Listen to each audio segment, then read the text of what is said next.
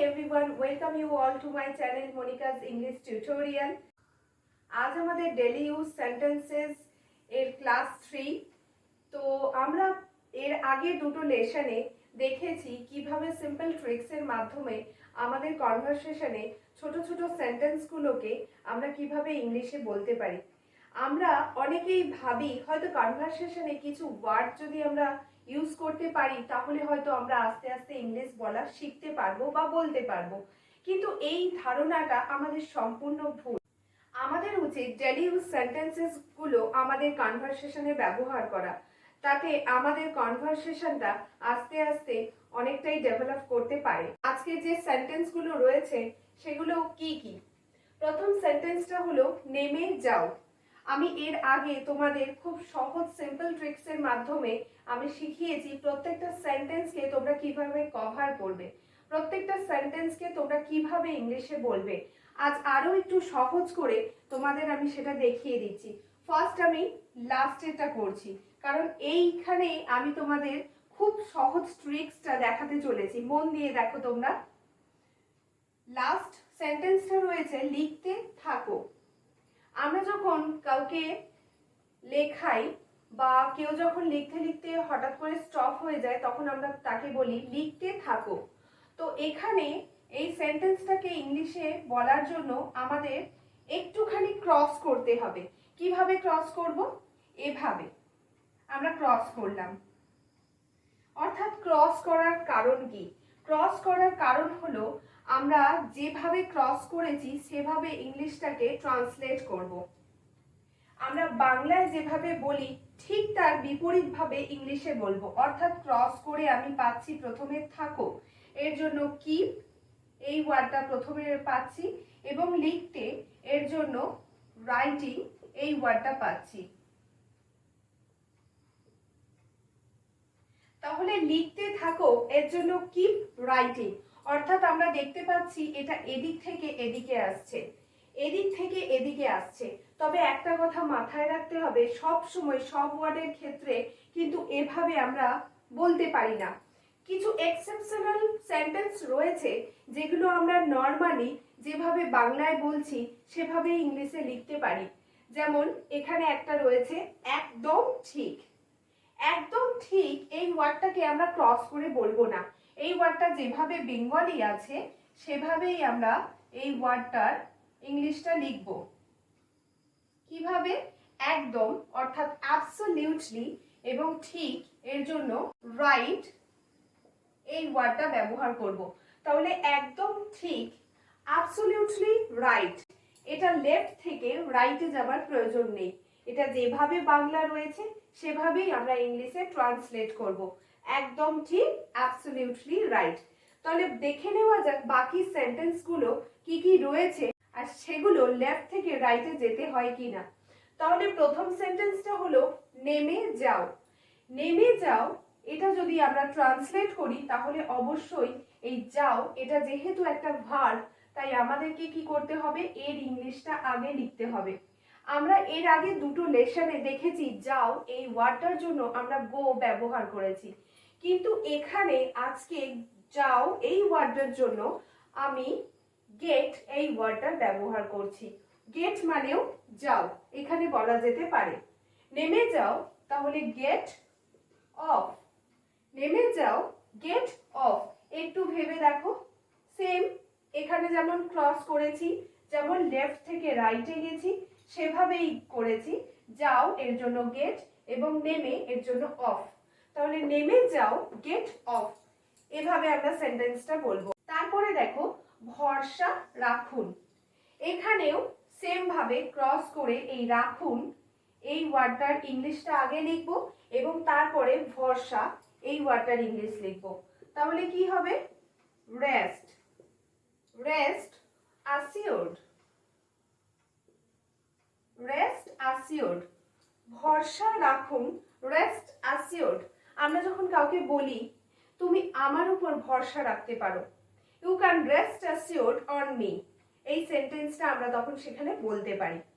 বা ভরসা রাখুন এইটুকুর জন্য রেস্ট assured এটাও বলতে পারি। তারপরে কিছু বলো, বলা এটা একটা ভার্ব।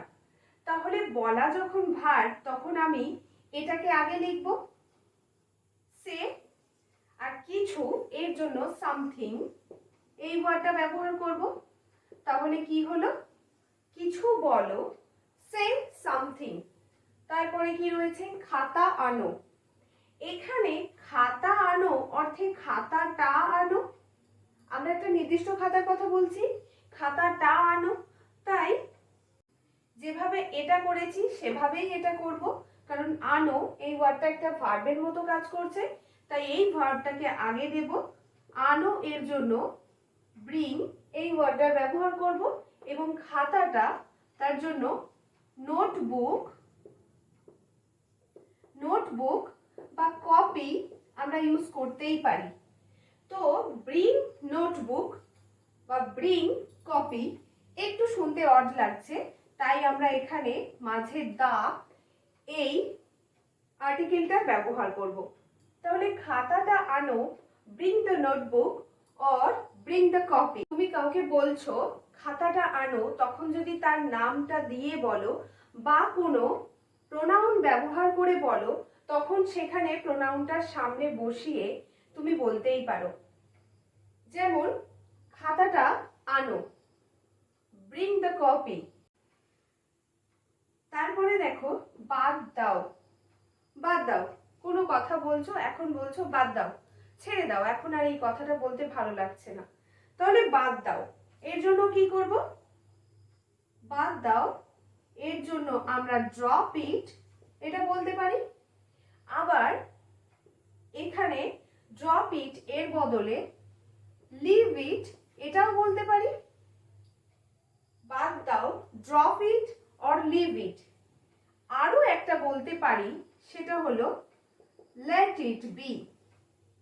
আরো একটা বলতে পারি, সেটা হলো ইগনোর ইট। তার মানে তুমি কোনো কথা বলছো আর এখন সেই বিষয়ে তুমি একেবারেই কথা বলতে চাইছো না, ব্যাপারটাকে তুমি একটু ইগনোর করছো, তাই বাদ দাও অর্থে এখানে ইগনোর ইট এই সেন্টেন্সটাও আমরা ব্যবহার করতে পারি। তাহলে বাদ দাও এই সেন্টেন্সটার জন্য আমরা টোটাল 4টে সেন্টেন্স পেয়ে গেলাম। সেটা হলো drop it or leave it or let it be or ignore it. Let it be এই সেন্টেন্সটার পার্টিকুলার মিনিং হলো যেমন আছে এটা তেমন থাকতে দিন। তার মানেই যা হয়ে গেছে, যা কথা হচ্ছে সেটা ছেড়ে দিয়ে এখন ওই টপিকটা থেকে বেরিয়ে আসো। তাই বাদ দাও অর্থে লেট ইট বি এই সেন্টেন্সটা আমরা ব্যবহার করতে পারি। নেক্সট রয়েছে চুপ করো। চুপ করো সেম আমরা লেফট থেকে রাইটে যাব। চুপ করো, করা অর্থে এখানে কিপ এবং চুপ অর্থে কোয়াইট এটা ব্যবহার করব। চুপ করো, কিপ কোয়াইট। নেক্সট রয়েছে এখন যাও। এখন যাও, মানে এখন যাও এর জন্য একেবারেই লেফট থেকে রাইটে যাব, যেভাবে এতগুলো সেন্টেন্স করেছি সেভাবেই করব। তাহলে যাও এর জন্য গো এবং এখন এর জন্য নাও এই ওয়ার্ডটা ব্যবহার করব। তাহলে এখন যাও, গো নাও। নেক্সট দেখো দেখতে থাকো। তাহলে দেখতে থাকো, এই থাকাটা কাজ যেভাবে লিখেছি লিখতে থাকো। কিপ রাইটিং, শুধু একটা জায়গা চেঞ্জ হবে, সেটা হলো এখানে রয়েছে লেখা, এখানে রয়েছে দেখা। তাহলে লেখার ইংলিশ যেমন রাইটিং, তেমন দেখতে এই ওয়ার্ডটার জন্য আমরা কোন ইংলিশটা ব্যবহার করব? দেখার জন্য সি, ওয়াচ অর লুক, কোনটা ব্যবহার করব? চলো দেখে নেওয়া যাক কি ব্যবহার করি। তাহলে থাকো এর জন্য কি এবং দেখতে এই ওয়ার্ডটার জন্য ওয়াচ এটা ব্যবহার করব। তাহলে কি হলো, দেখতে থাকো, কিপ ওয়াচিং। তাহলে কোনো কাজ যখন আমরা কন্টিনিউ করছি তখন সেইখানে কোন কাজের কথা বলা হচ্ছে এবং সেই কাজটার জন্য কোন ইংলিশ ওয়ার্ডটা ব্যবহার করা হবে সেই ওয়ার্ডটা খুঁজে নিয়ে তার সাথে আইএনজি যোগ করে দিয়ে আমরা সেন্টেন্সটা ফর্ম করতে পারি। তাহলে থাকো যদি থাকে তার জন্য কিপ এবং কোন কাজের কথা বলছে সেই ওয়ার্ডটার ইংলিশ খুঁজে নিয়ে তার সঙ্গে আইএনজি যোগ করে আমরা সেন্টেন্সটা ফর্ম করব। লিখতে থাকো কিপ রাইটিং, দেখতে থাকো কিপ ওয়াচিং, বলতে থাকো, খেতে থাকো। এই সেন্টেন্সগুলো ইংলিশে কি বলা যেতে পারে বা কি লেখা হয় সেগুলো তোমরা কমেন্ট সেকশনে আমাকে লিখে জানিও। আর যদি ভিডিওটা ভালো লেগে থাকে তাহলে অবশ্যই লাইক এন্ড শেয়ার করো। সাবস্ক্রাইব করতে ভুলো না আমার চ্যানেলটিকে, পাশে থাকা বেল আইকনটি প্রেস করে দিও যাতে আমার দেওয়া ভিডিওর নোটিফিকেশন আগে তোমাদের কাছে গিয়ে পৌঁছায়। চলো দেখে নিই তারপরের সেন্টেন্সটা কি রয়েছে। তাহলে তারপরের সেন্টেন্সটা হলো ভিতরে এসো। তাহলে এটাও সেম ভাবে আমরা লেফট থেকে রাইটে যাব। তাহলে আসা এর জন্য কাম এবং ভিতরে এর জন্য ইন লিখে সেন্টেন্সটা ফর্ম করতে পারি। ভিতরে এসো, কাম ইন, এইভাবে সেন্টেন্সটা বলবো। তাহলে আমরা প্রথম থেকে একবার রিভার্স করে নিই। নেমে যাও, গেট অফ, ভরসা রাখুন, রেস্ট অ্যাসিওর্ড, কিছু বলো, সে সামথিং, খাতাটা আনো, bring the notebook, or you can also say bring the copy, বাদ দাও, drop it, or leave it, or you can also say let it be, or ignore it.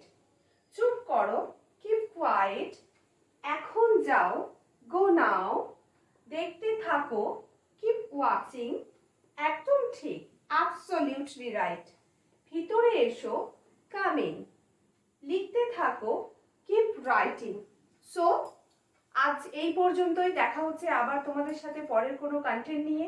অবশ্যই আমার সঙ্গে থাকো এবং আমার ভিডিওগুলো দেখতে থাকো। Tata, bye bye.